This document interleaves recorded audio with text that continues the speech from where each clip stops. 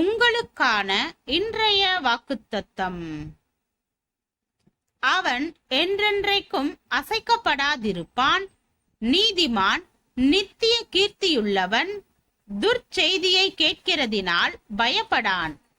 அவன் இருதயம் கர்த்தரை நம்பி திடனாயிருக்கும். அவன் இருதயம் உறுதியாயிருக்கும். அவன் தன் சத்துருக்களில் சரி கட்டுதலை காணும் மட்டும் பயப்படாதிருப்பான்.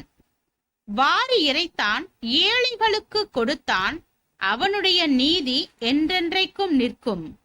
அவன் கொம்பு மகிமையாய் உயர்த்தப்படும். துன்மார்க்கன் அதை கண்டு மனமடிவாகி தன் பற்களை கடித்து கரைந்து போவான். துன்மார்க்கருடைய ஆசை அழியும்.